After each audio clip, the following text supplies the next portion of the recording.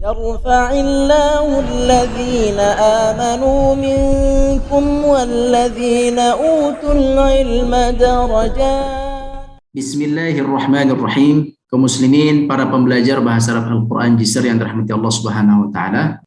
Di halaman ini kita akan mempelajari cara penulisan huruf ain dan ghain. Untuk penulisan ain dan ghain, tata caranya sama, yaitu kita memulai dari bagian kepala, nomor 1, nomor 2, dan nomor 3. Kemudian kita masuk ke bagian perut, nomor 4, dan nomor 5. Demikian juga ghain, 1, 2, 3, 4, 5, kemudian kita tambah titik yang ke-6. Kemudian selanjutnya kita akan melihat bagaimana tata cara penulisan ain, baik di depan, di tengah, ataupun di akhir, begitu juga huruf ghain. Silahkan dibuka bukunya halaman 134. Di halaman ini kita akan membaca kosakata terlebih dahulu sebelum kita membaca bagian tengah. Bismillah. Amalun, pekerjaan. Ya'malu, mengerjakan. Nah, di sini bisa kita perhatikan amal ini kata benda, yakni pekerjaan. Ya'mal ini adalah kata kerja, yakni mengerjakan sesuatu. Selanjutnya, yas'a, berusaha, atau bisa juga bermakna dia berusaha. Demikian juga kata ya'malu bisa artinya mengerjakan saja atau dia mengerjakan karena ada huruf ya di depan kata kerja. Baik, kita lanjutkan. Zayghun, penyimpangan. Zuru'un, tumbuhan. Yani ini jama' ini. Tumbuhan tapi banyak, jama'. Kemudian ragha artinya menuju. Selanjutnya huruf ain dan ghain. Selanjutnya kita lihat di sini istami' thumma qra'. Simaklah kemudian bacalah. Kita akan lihat di sini huruf ain di awal. Bagaimana penulisannya? Yakni seperti ini. Kita akan tulis bagian kepala saja, kemudian garis. Adapun bagian perut kita tidak tulis. Kita lihat di sini a seperti ini. A, kemudian mim, kemudian lam. Amalun. Amalun salihun. Hadza amalun salihun. Insyaallah artinya mudah, sudah difahami. Kemudian huruf ain di tengah. Kita lihat. Nah, bentuknya berubah. Yang awalnya kepalanya memiliki celah di tengah, kini tidak terlihat celah dan bentuknya berbeda dengan yang awal ya. Jadi garis sebelum, kemudian kita buat seperti kepala hampir bulat, kemudian kita tarik garis setelahnya. Seperti ini cara membuatnya. Jika ada celah bolong di tengah pun tidak mengapa insyaallah.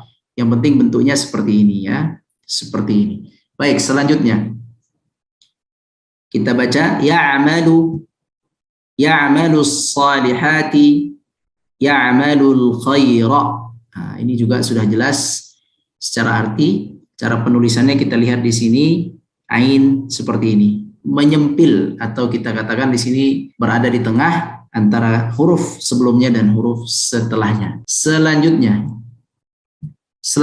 huruf ain di akhir tersambung. Kita perhatikan di sini yaitu ada garis sebelumnya, kemudian kepala ain, kemudian kita kasih bagian perut ain. Contohnya adalah kalimat ruba'u. Nah, di sini garis sebelumnya, kemudian ada kepala dan kemudian ada kita tutup dengan perutnya. Ruba'ul ardi, ruba'ul baiti, ruba'ul makani.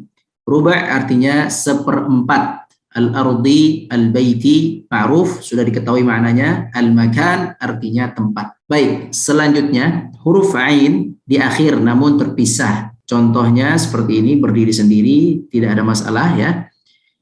Contohnya zuru'un. Nah, seperti ini. Di akhir tidak dapat bersambung dengan huruf sebelumnya karena waw tidak dapat bersambung dengan setelahnya.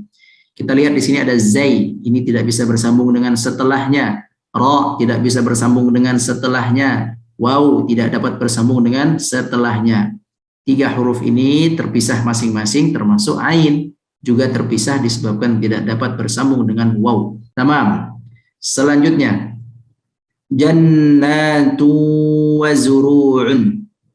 Kemudian fi jannatin wa zuru'in. Jannatun ini jamak dari kata jannah. Jannatun surga, jannatun surga-surga. Baik, penulisannya sudah jelas insya Allah. Selanjutnya kita masuk ke penulisan huruf ghain di awal. Nah, seperti ini, ghain di awal yang bersambung tentunya. Maka kita lihat di sini contohnya gha, hanya kepala saja kemudian tarik garis. Ghaibun, ghaibus samawati. Ghaibus samawati wal ardi. Untuk penulisan sudah jelas insyaallah. Adapun artinya ghaib artinya tidak terlihat, yakni gaib, yakni ghaibus samawati yang tidak terlihat di langit, begitu juga ghaibus samawati wal ardi yang tidak dapat terlihat terjangkau mata manusia baik di langit atau di bumi. Selanjutnya huruf ghain di tengah. Sama seperti ain seperti ini, yakni hanya memberikan titik di bagian atas. Contohnya maghribun. Huruf mim dapat bersambung dengan huruf setelahnya, maka kita sambung mim, selanjutnya kita sambung dengan ghain, kemudian ghain bisa bersambung dengan setelahnya, kemudian kita sambung dengan ra, sedangkan ra tidak bisa bersambung dengan setelahnya, maka ba berdiri sendiri. Maghribun artinya maghrib. Maghribus syamsi. Maghribus syamsi, yakni tempat terbenamnya matahari. Jadi kata maghrib ini bisa bermakna maghrib, waktu maghrib, atau bisa bermakna tempat atau waktu terbenamnya matahari. Naam, Rabbul masyriqi wal maghribi. Tuhan timur dan barat. Nah, bisa juga kata maghrib bermakna barat. Jadi satu kata maknanya banyak. Bisa bermakna salat maghrib, waktu maghrib, atau tempat terbenam, atau waktu terbenam matahari, atau juga maghrib bermakna bagian barat. Masya Allah. Baik, selanjutnya. Huruf ghain di akhir tersambung. Kita lihat di sini sama persis dengan huruf ain. Hanya ada titik yang membedakan.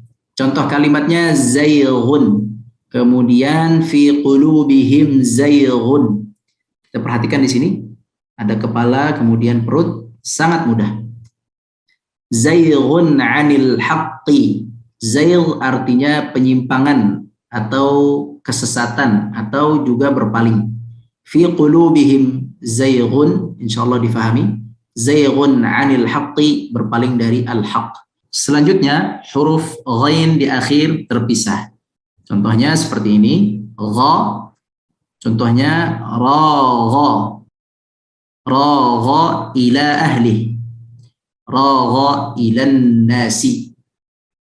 Ya, sangat jelas di sini. Di sini ada huruf ra, setelahnya ada alif. Ra tidak dapat bersambung dengan setelahnya, maka alif berdiri sendiri. Begitu juga alif, alif tidak dapat bersambung dengan setelahnya, maka alif berdiri sendiri. Kemudian ghain akhirnya pun harus berdiri sendiri. Nah, di sini ada kata ahli. Ahli ini maknanya keluarga. Ragha ila ahlihi, kembali atau menuju keluarganya. Ragha ilan nasi, menuju kepada manusia. Nah, selanjutnya kita akan baca ayat Al-Quran. A'udzu billahi minasy syaithanir rajim.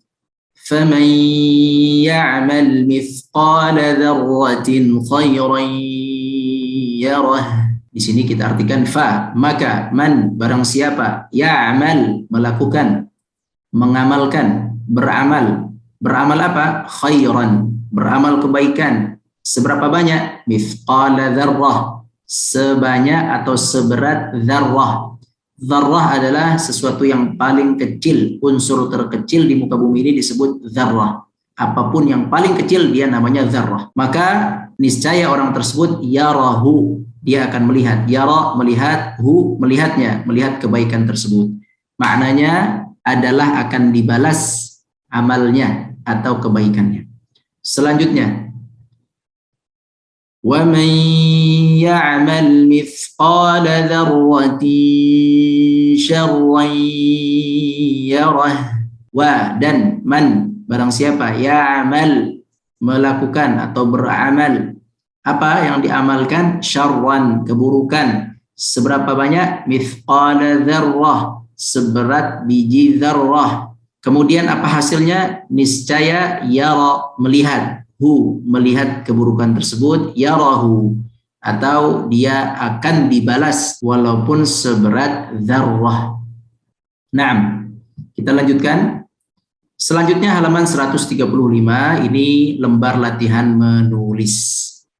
Naam.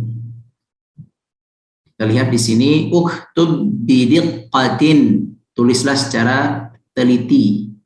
Huruf ain di akhir tersambung. Seperti ini, amalun, 3 huruf ain mim lam. Kita tulis di sini amalun, amalun salihun, hadza amalun salihun. Selanjutnya huruf ain di tengah seperti ini, ya'malu. Nah, kita lihat ada huruf ya 1, ain 2, mim 3, lam 4. Ada 4 huruf. Kita tulis ya'malu. Nah, di sini juga kita tulis, di sini juga kita tulis. Insya Allah sangat mudah. Selanjutnya kita akan baca ayat Al-Quran di bagian bawah. Silakan dilihat, kemudian disimak. A'udzu billahi minasyaitonir rajim. Rabbul masyriqi wal maghrib. Rabb yakni Tuhan, al-masyriq timur, al-maghrib barat. Selanjutnya Rabbul masyriqaini wa Rabbul maghribain. Rabb Tuhan, al-masyriqaini artinya 2 bagian timur. Wa Rabb dan Tuhan, al-maghribain 2 bagian barat. Kata masyriq ini mufrad, masyriq dan maghrib ini mufrad. Adapun masyriqaini dan maghribaini ini mutsanna, 2, yakni 2. Makna masyriq dapat bermakna timur, dapat juga bermakna tempat terbit, ya. Begitu juga maghrib dapat bermakna barat, dapat bermakna tempat tenggelam atau tempat terbenam. Maka untuk yang di sini tafsirnya ini menurut para ahli tafsir, al-masyriqaini adalah 2 tempat terbit matahari. Matahari memiliki 2 tempat terbit ketika musim panas 1 dan musim dingin 1. Ada sedikit pergeseran tempat terbit di 2 musim itu, musim panas dan musim dingin. Begitu juga tempat terbenam. Ada 2 tempat terbenam, yakni terbenam di musim panas dan di musim dingin. Ada sedikit pergeseran. Itu tafsir yang pertama. Tafsir yang kedua adalah 2 tempat terbit ini, yakni bulan dan matahari. 2 tempat terbenam ini adalah juga bulan dan matahari. Inti dari makna Rabbul masyriqaini wa Rabbul maghribaini, intinya adalah bahwasanya Allah Subhanahu wa taala adalah Tuhan seluruh alam yang diliputi oleh matahari, bulan dan seluruhnya. Bagian timur, barat dan seluruhnya adalah milik Allah Subhanahu wa taala. Selanjutnya bagian terakhir halaman 136, silahkan kita tebalkan tulisan ini sebagaimana biasanya. Semoga Allah mudahkan, Allah berkahkan, menjadi pahala di sisi Allah Subhanahu wa taala. Wallahu a'lam.